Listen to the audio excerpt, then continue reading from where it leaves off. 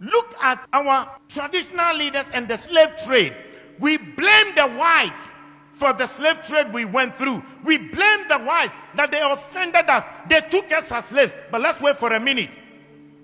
Who sold the black man to the whites? Who sold the black man to the whites? Our own traditional leaders. The enemy is not outside. The enemy is within. If we are asking the Europeans to pacify us and also to apologize to us, our traditional leaders must be the first to apologize on behalf of their ancestors for the evil they have done against their fellow blacks. Look at our attitude towards the environment and the destruction of our water bodies. All our river bodies have turned into dark brown. And you know what they said? In the next 20 years, if we don't stop this illegal mining, Ghana, we will import water to drink. Yet we don't care. And Chinese, they will come from their country into our forest, destroy our forest, destroy our land, and illegally mine and damage our waters. How can they come if the traditional leaders didn't give them permission to do that? And in one instance, whilst they were there, our military went there to protect them. Our own military that is supposed to protect us rather protected the foreigners to destroy our water and destroy our forest. The enemy is not outside, the enemy is within. If you look at our own systems and structures in our country, we don't have a better system to improve the lives of people. Pastor, I was surprised when I read in China, they had a 10-year vision, and they said from 2011, their vision was that in 10 years from 2011, and 10 years from 2011 will be what year?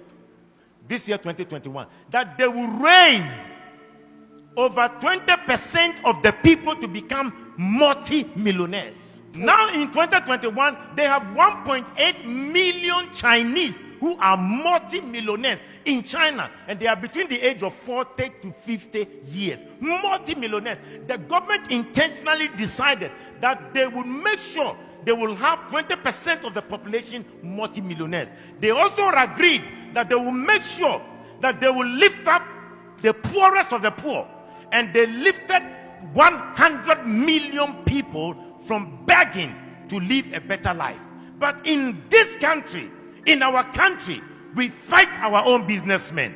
Our government will fight our business people. When they know that your business is thriving, and they know that perhaps you are not sympathetic towards the running party or the ruling party, they will fight you, collapse your company, and make you poor. When in China, they want to make the people rich. In Africa, we want to make our own people poor. The enemy is not outside. The enemy is within. Look at our African leaders.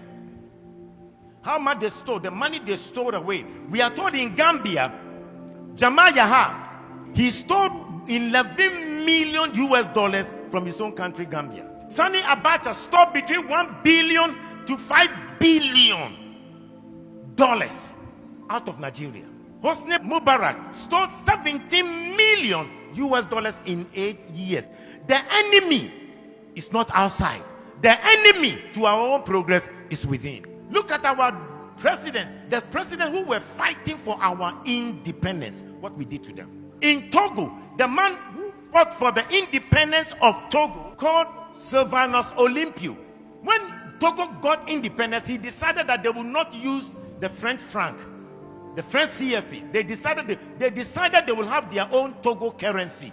And you know what? They used Iyadema to kill him and to get rid of him. When Olympians wanted to make Togo great, the enemy within, the Judas within, killed him. In Burkina Faso, the man who gave them independence, Maurice Yamego, was eliminated by his own people. When Thomas Sankara came, his own body group killed him and got rid of him. The enemy is not outside. The enemy is within. You look at our own country, Kwame Nkrumah started a new vision to develop Ghana, and who undermined him from within? They threw him out by Kotoka.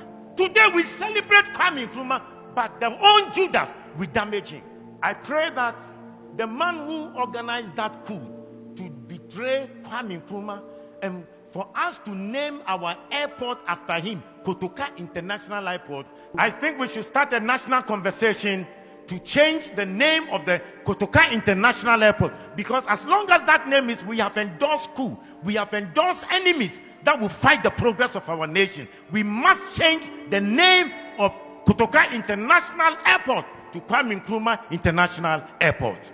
The enemy is not outside, the enemy is within. We need to ask God to give us a new character. Let's change our behavior and have new values, because the person will be smiling with you, smiling with you, yet he will stab you at the back. How can you have a father who wants to destroy your life? Yet in Africa we have governments that do not want to make the people or improve the lives of the people. When in overseas, their governments have created an environment for every citizen to be better.